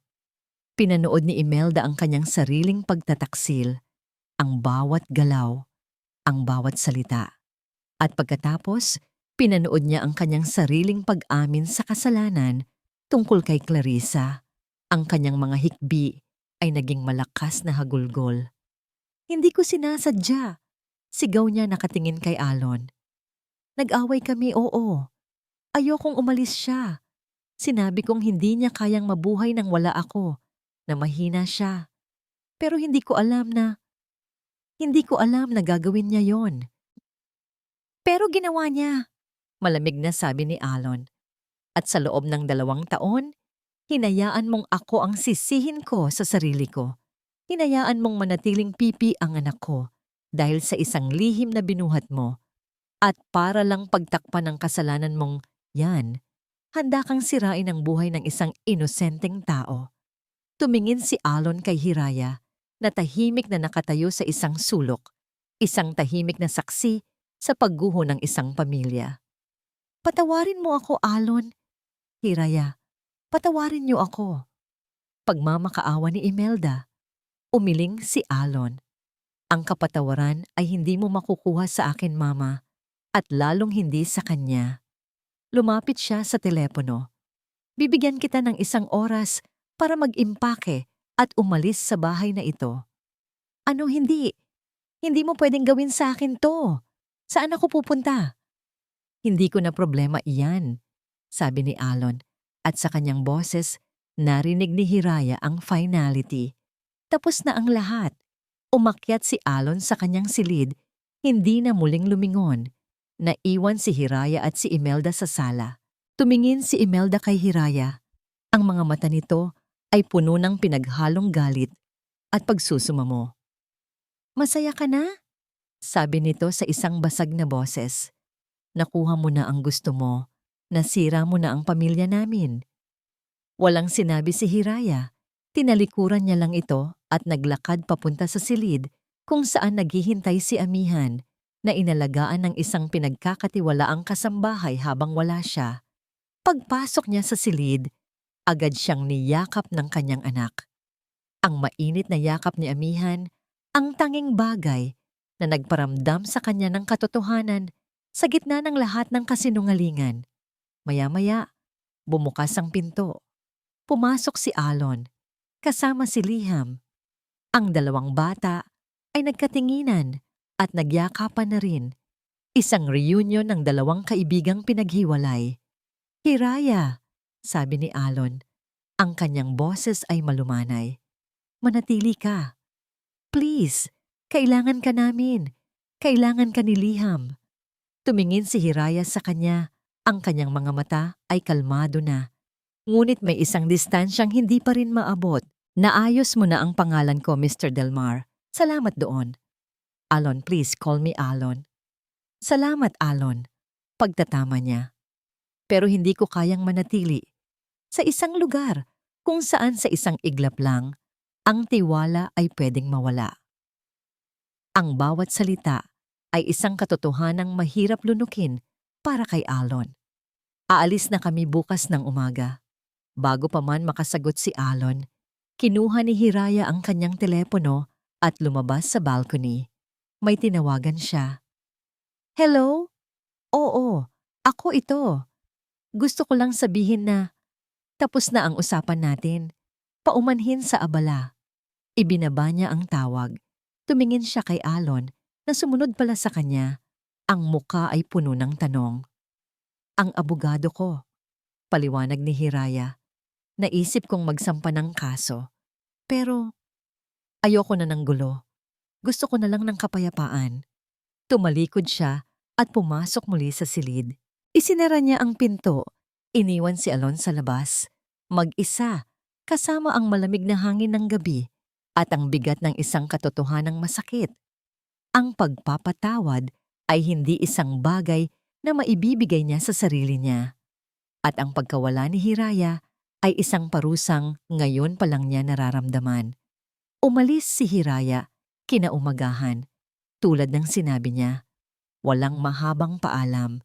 Tahimik lang niyang kinuha ang kanyang mga gamit at si Amihan at naglakad palabas ng pinto na para bang isa lang siyang bisitang napadaan. Iniwan niya ang isang mansyon na muling binalot ng katahimikan. Ngunit ngayon, ang katahimikan ay isang halimaw. Para kay Alon Delmar, ang katahimikang ito ay mas malala pa. Dati, ito'y isang blangkong pader lang. Ngayon, ito'y isang malawak na kawalan kung saan dati may tawa, may awit, may buhay. Ang bawat sulok ng mansyon ay nagpapaalala sa kanya kay Hiraya. Ang hardin kung saan nila pinanood si Liham, ang music room kung saan niya ito narinig kumanta, ang kusina kung saan sila nagkatinginan sa ibabaw ng isang tasa ng kape. Naupo siya sa kanyang opisina, ngunit hindi niya magawang magtrabaho. Nakatingin lang siya sa labas, sa lungsod ng mga tala na tila nawalan ng kinang. At doon, sa gitna ng katahimikan, isang katotohanan ang lumitaw ng napakalinaw. Isang katotohanang matagal nang itinatago ng kanyang pride at bighati. Mahal niya si Hiraya, hindi bilang isang mahusay na yaya para sa kanyang anak. Hindi bilang isang babaeng nakakaawa na kailangan ng tulong. Mahal niya ito bilang si Hiraya, ang babaeng matatag sa kabila ng kahirapan, ang babaeng may dalang liwanag sa kabila ng sarili nitong kadiliman. ang babaeng nagturo sa kanya kung paano muling makaramdam. At sa realisasyong yon, alam niyang hindi siya pwedeng maupo na lang at hayaan itong mawala. Kinahapunan, tinungo ni Alon ang lugar na nakita niya sa mga litrato sa brown envelope. Barangay Silangan. Habang ang kanyang mamahaling sasakyan ay dahan-dahang gumagapang sa makikitid at mapuputik na eskinita, lahat ng mga mata ay nasa kanya. Nakita niya ang kahirapan, hindi sa litrato, kundi sa totoong buhay. Ang mga bahay na dikit-dikit, ang mga batang naglalaro sa tabi ng kanal, ang amoy ng usok at ng nilulutong pagkain. Ito ang mundo ni Hiraya. At bigla niyang naramdaman ng hiya. Ang lalaking may-ari ng kalahati ng lungsod ay walang kaalam-alam sa buhay ng babaeng pinakamahalaga sa kanya. Natagpuan niya ang dati nitong inuupahang kwarto. Kumatok siya. Isang matandang babae ang nagbukas. "Wala na sila dito," sabi ng matanda. Sinusuri siya mula ulo hanggang paa. "Pinaalis ko na. 3 buwan nang walang bayad." Saan po siya nagpunta? Alam niyo po ba? Desperadong tanong ni Alon. Nagkibit balikat ang matanda. "Ewan ko. Pero kanina, may tumulong sa kanya. Isang lalaki. Dinala ang mga gamit niya. Doon lang ata sa may kanto, sa apartment na kulay asul." Sinundan ni Alon ang direksyon. At doon, sa isang maliit, 2-story apartment na mas maayos-ayos ng kaunti, nakita niya ito. Mula sa bintana sa ikalawang palapag, naaaninag niya ang anino ni Hiraya. Biglang bumuhos ang malakas na ulan. Tila nakikisimpatiya ang langit sa bigat ng kanyang dibdib. Ngunit hindi ito naging hadlang sa kanya. Lumabas siya ng sasakyan. Hindi niya alintana ang mamahalin niyang sapatos na lumulubog sa putik o ang kanyang damit na nababasa. Tumayo siya sa tapat ng gusali, sa gitna ng malakas na ulan, at tumingala sa bintana nito. "Hiraya!" Sigaw niya sapat na para marinig sa kabila ng lagaslas ng ulan. "Hiraya! Pakiusap! Mag-usap tayo!" Nakita niyang sumilip ang anino sa bintana at pagkatapos ay nawala. Ilang saglit, bumukas ang bintana. "Umuwi ka na, Mr. Delmar!" Sigaw ni Hiraya mula sa itaas. "Magkakasakit ka lang dyan!" "Hindi ako aalis dito hanggat hindi mo ako kinakausap," ganti niya. "Hiraya, alam kong nasaktan kita. Alam kong wala akong karapatang humingi ng tawad. Pero pakiusap, bigyan mo ako ng pagkakataon." Ang mga kapitbahay ay nagsimula nang magsilabas. Nagtataka sa eksenang nagaganap. Isang mayamang lalaki, basang-basa sa ulan, sumisigaw na parang baliw para sa isang babae. Ngunit wala nang pakialam si Alon sa kanyang pride. Nalunod na ito sa baha ng kanyang pagsisisi. Dumaan ang halos 1 oras. Hindi na umimik si Hiraya, ngunit hindi rin umalis si Alon. Nanatili siyang nakatayo roon, nanginginig sa ginaw, habang ang bawat patak ng ulan ay tila isang batong ibinabato sa kanyang pagkatao. Sa loob ng apartment, pinapanood ni Hiraya ang lahat mula sa siwang ng kurtina. Ang puso niya'y naglalaban. Isang bahagi niya ang gustong bumaba at patahanin ng lalaki. Ngunit ang isa pang bahagi, ang bahaging nasaktan at napahiya, ay sumisigaw na protektahan ang sarili. Biglang nagring ang kanyang cellphone. Si Alon, hindi niya ito sinagot. Ngunit maya-maya, isang video call ang pumasok. Si Alon ulit. Sa pagkakataong ito, sinagot niya. Handa nang sabihin dito na tumigil na. Ngunit hindi ang mukha ni Alon ang nakita niya sa screen. Ang mukha ni Liham. Ang bata ay nasa loob ng sasakyan ni Alon. Ang mukha nito'y nakadikit sa screen. Sa likod nito, naaaninag ang malakas na buhos ng ulan sa bintana. Ang mga mata ng bata ay puno ng luha. "Ate, Hiraya," sabi ni Liham. Ang kanyang boses ay nanginginig, hindi dahil sa lamig, kundi dahil sa lungkot. Ito ang pinakamahabang pangungusap na narinig ni Hiraya mula sa kanya. "Papa, sad. Ako. Sad. Please, balik ka. Ang bawat salita ay isang matulis na bagay na tumusok sa puso ni Hiraya. Ang depensang pilit niyang itinatayo ay gumuho sa isang iglap sa harap ng purong kalungkutan ng isang bata. Ang pag-aalala para sa kapakanan ni Liham at aminin man niya o hindi, para na rin kay Alon ay nanaig sa kanyang sakit ng kalooban. Liham? Bulong niya. Ang kanyang sariling mga luha ay nagsisimula ng mamuo. Ibinaba niya ang tawag. Tumingin siya sa labas ng bintana. Nakatayo pa rin doon si Alon. Nanginginig na. Ang mukha ay namumutla. Bumuntong hininga siya. Isang hiningang naglalaman ng lahat ng kanyang pag-aalinlangan at pagkapagod. Naglakad siya papunta sa pinto.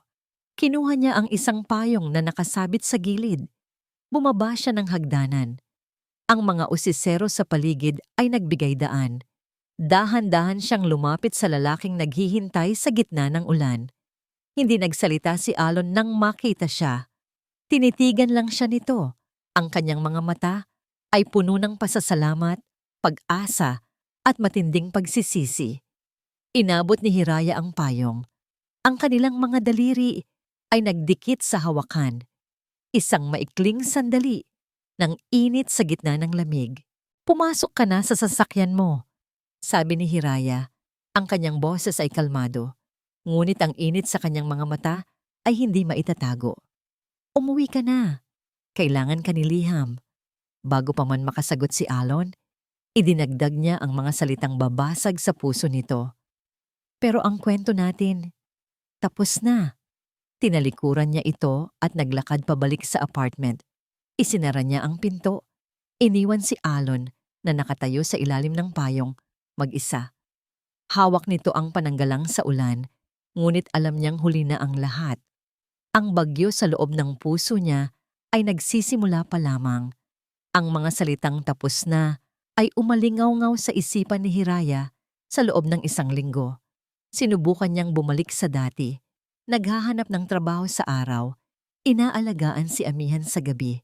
Ngunit may nagbago. Ang simple niyang buhay ay nabahiran na ng alaala ng isang palasyo, ng isang batang may malungkot na mga mata, at ng isang lalaking sumuong sa ulan para sa kanya. Gabi-gabi, tinitingnan niya ang kanyang cellphone, kalahating nag-aabang, kalahating natatakot na may tumawag, ngunit walang tawag. Naisip niya, marahil ay sumuko na si Alon, marahil ay tama lang yon.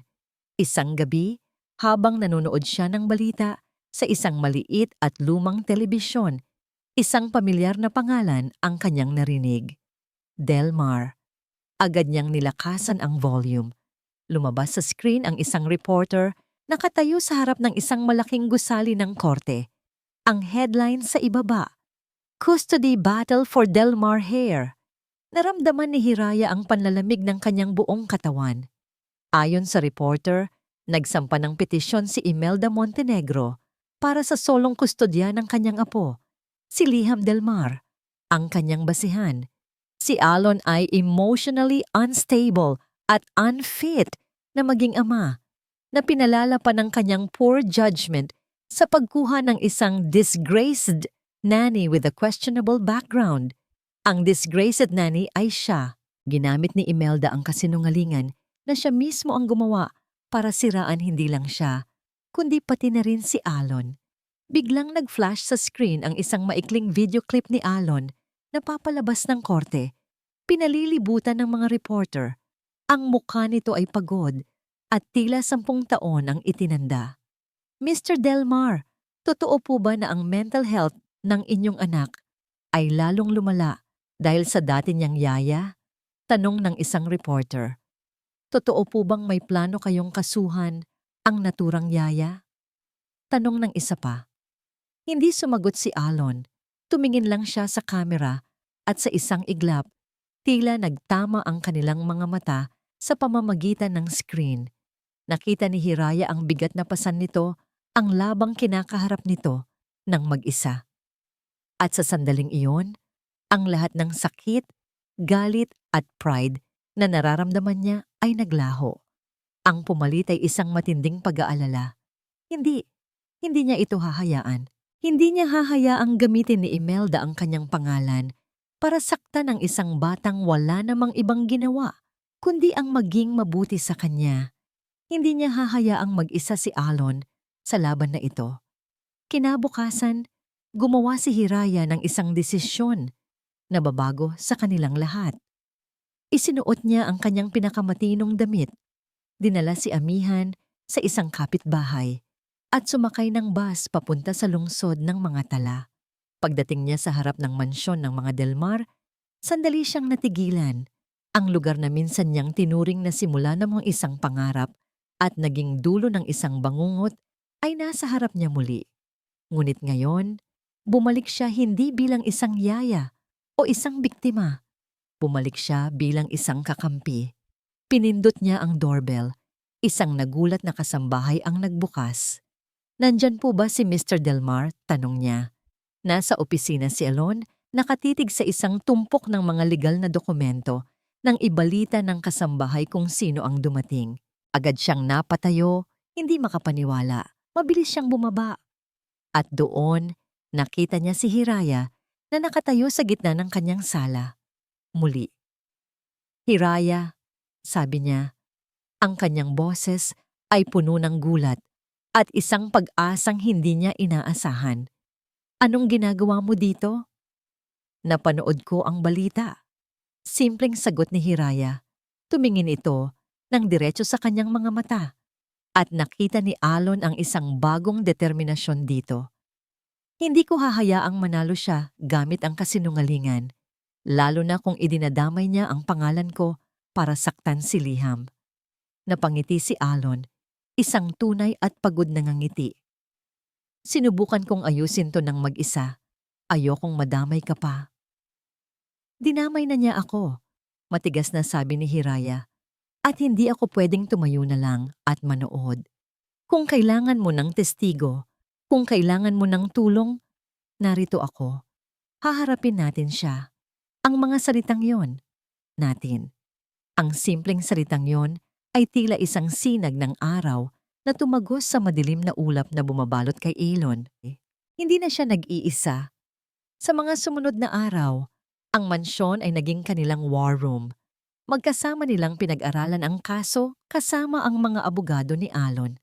Sa mga gabing pagod na sila sa paghahanda, nagkakape sila, nagkwekwentuhan, hindi tungkol sa kaso, kundi tungkol sa kanilang mga buhay, mga pangarap, mga takot.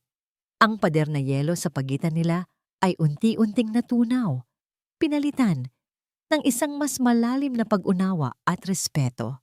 Nakita ni Hiraya ang isang Alon na hindi lang isang bilyonaryo, kundi isang amang gagawin ang lahat para sa kanyang anak. At nakita ni Alon ang isang Hiraya na hindi lang isang babaeng may mabuting puso, kundi isang mandirigmang may hindi matatawarang lakas. Isang gabi, isang araw bago ang final hearing, tahimik na lumitaw si Imelda sa pintuan ng apartment ni Hiraya. Nagulat si Hiraya sa kanyang pagdating. Ang dating reyna ng mansyon ay tila nangayayat at nawalan ng kinang. Ngunit ang kanyang mga mata ay matalim pa rin. "Magkano?" tanong ni Imelda. Walang paligoy-ligoy. Inilapag nito ang isang checkbook at isang pluma sa maliit na mesa. "Isulat mo ang kahit anong halaga. 1,000,000, 5, 10,000,000. Mawala ka lang sa buhay ng apo ko. Huwag ka nang magpakita sa korte bukas." Tinitigan ni Hiraya ang blangkong tseke. Pagkatapos ay ang babaeng nag-alok nito. Nakita niya ang desperasyon sa likod ng kayabangan nito. Dahan-dahan, kinuha ni Hiraya ang pluma. Ngunit hindi niya ito ginamit para magsulat ng numero. Sa halip, kinuha niya ang tseke. At sa harap mismo ni Imelda, dahan-dahan niya itong pinunit. Sa gitna, "Ang kapayapaan ng kalooban ko at ang kapakanan ng isang bata," sabi ni Hiraya. Ang kanyang boses ay kalmado ngunit matatag, ay hindi nabibili ng pera. Ang courtroom ay malamig at tahimik, isang lugar kung saan ang mga puso ay sinusuri na parang mga ebidensya. Sa isang panig ay si Alon, nakaupo ng tuwid sa kanyang silya. Sa tabi niya ay si Hiraya, Ang kanyang presensya ay isang tahimik na pangako ng suporta. Sa kabilang panig ay si Imelda, napapaligiran ng isang pangkat ng matatalim na abogado. Ang kanyang mukha ay isang maskara ng marangal na pag-aalala. Nagsimula ang paglilitis. Unang tumayo sa witness stand, si Imelda. Umiiyak nitong isinalaysay ang isang kwento ng isang mapagmahal na lola na nag-aalala lamang sa kapakanan ng kanyang nag-iisang apo. Pinalabas niyang si Alon ay isang pabayang ama na nabulag sa isang babaeng may masamang intensyon, si Hiraya.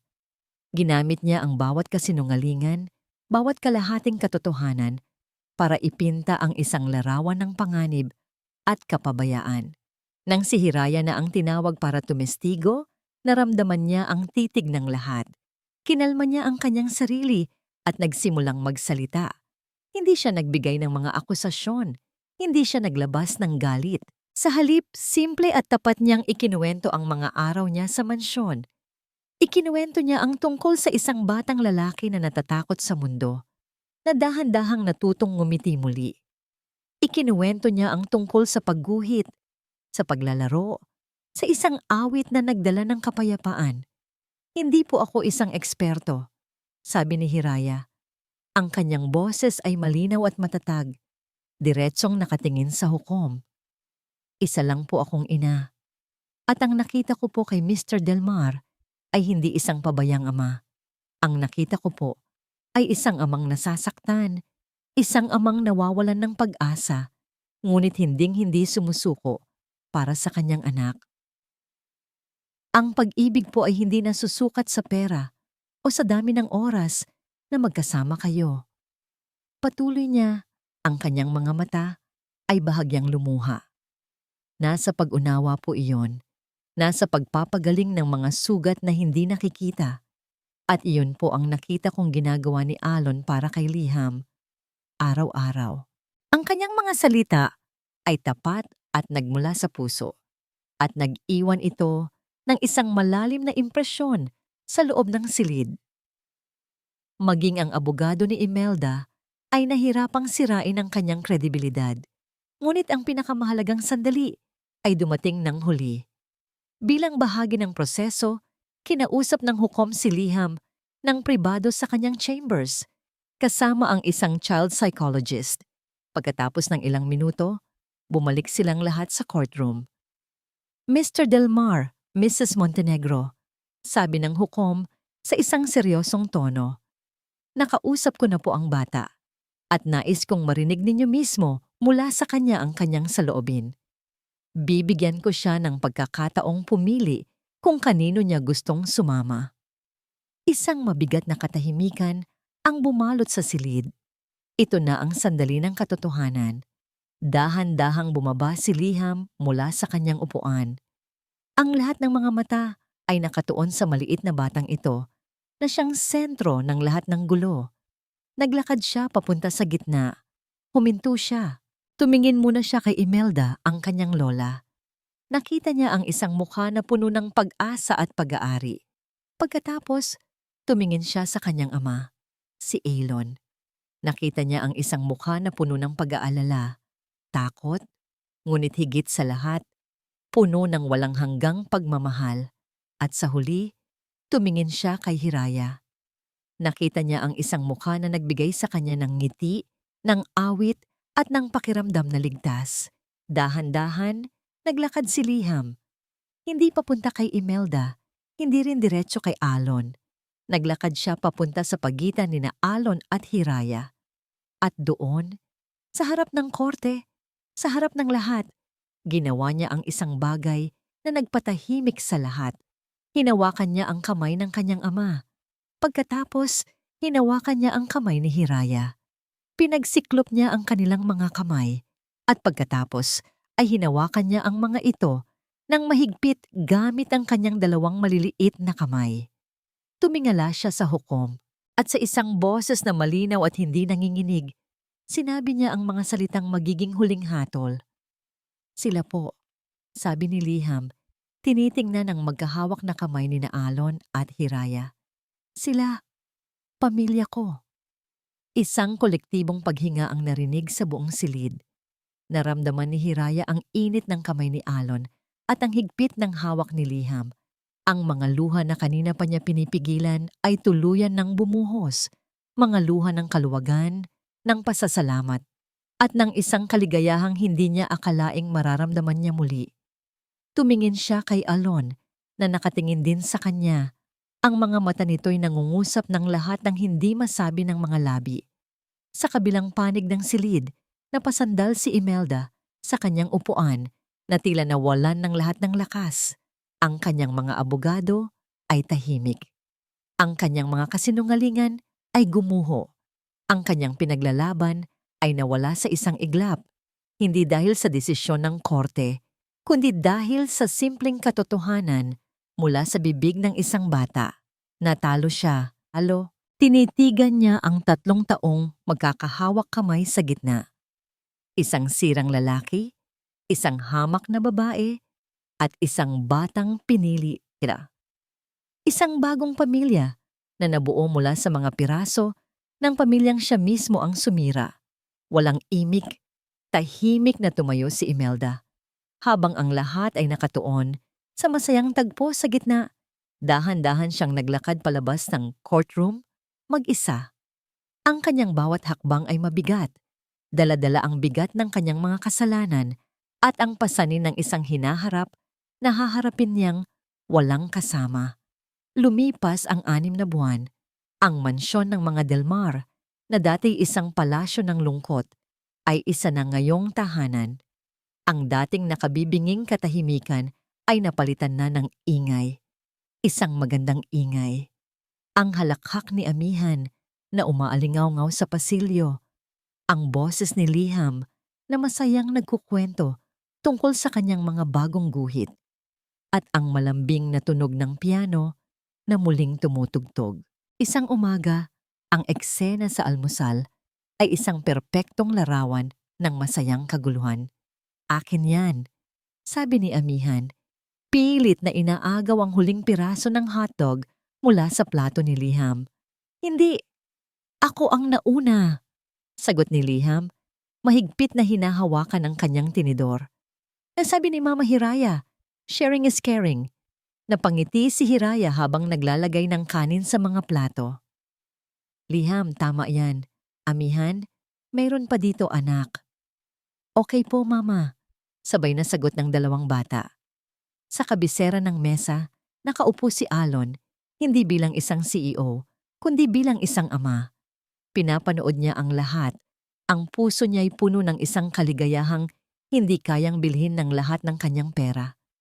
Nagtama ang kanilang mga mata ni Hiraya sa ibabaw ng mesa at sa isang ngiti lang, nagkaunawaan na sila. Ito na ang buhay na pareho nilang pinangarap. Isang araw, isang sulat ang dumating. Walang return address, ngunit ang sulat kamay ay pamilyar. Kinuha ito ni Alon at magkasama nila itong binasa ni Hiraya sa hardin. Alon, hindi ko alam kung paano sisimulan ito. Walang salita ang sapat para sa lahat ng sakit na idinulot ko. Hindi ako hihingi ng tawad dahil alam kong wala akong karapatan. Sinisira ko ang lahat ng hinahawakan ko at yun ay isang katotohanang kailangan kong harapin ng mag-isa. Aalis ako ng bansa. Magsisimula ako sa isang lugar kung saan walang nakakakilala sa akin. Hindi para takasan ang nakaraan, kundi para subukang pagbayaran ito sa sarili kong paraan. Huwag ninyo akong alalahanin. Sabihin mo kay Liham na mahal siya ni Lola. At sana, balang araw, mapatawad niya ako. Hiraya, ingatan mo sila. Imelda. Walang luhang pumatak, tanging isang malalim na buntong hininga lang mula sa kanilang dalawa. Isang huling hibla mula sa masakit na nakaraan ang tuluyan ng naputol. Isang kabanata ang nagsara. Nang gabing iyon, pagkatapos matulog ng mga bata, niyaya ni Alon si Hiraya na mamasyal sa hardin. Ang mga ilaw mula sa mansyon ay nagbibigay ng isang malambot na liwanag sa mga bulaklak na si Hiraya mismo ang nagtanim. Huminto sila sa tapat ng sunflower na itinanim ni Liham. Mas matangkad na ito ngayon, nakatingala sa buwan. Hiraya, simula ni Alon, Hinawakan ng kanyang mga kamay. Ang mga kamay na dati magaspang at may kalyo ay malambot na ngayon, ngunit naroon pa rin ang bakas ng lakas na unang humanga sa kanya. Noong una kitang makilala, ang gusto ko lang ay isang yaya para sa anak ko, isang lunas para sa kanyang katahimikan. Akala ko, siya lang ang kailangan mong pagalingin. Tumingin siya ng diretso sa mga mata ni Hiraya at nakita nito ang isang kaluluwang hubad at tapat. Pero mali ako. Hindi lang si Liham ang sinagip mo rin ako. Ikaw at si Amihan. Kayo ang nagdala ng buhay pabalik sa amin. Tinuruan mo akong muling magtiwala, magmahal, at maging isang buong tao. Dahan-dahan, lumuhod si Alon sa kanyang harapan. Mula sa kanyang bulsa, inilabas niya ang isang maliit na kahon. Hindi ito naglalaman ng isang malaking diamante na sumisigaw ng kayamanan.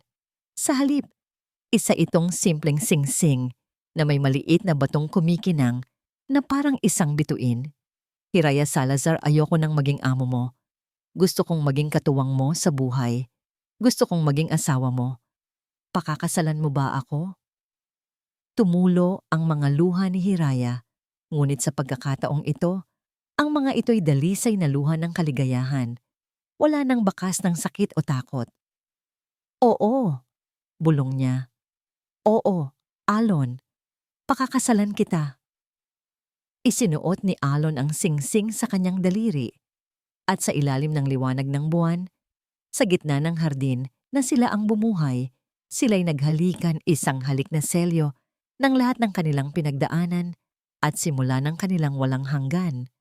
Makalipas ang ilang linggo, isinama ni Alon ang kanyang bagong pamilya sa lugar kung saan nagsimula ang lahat, ang penthouse ng kanyang gusali.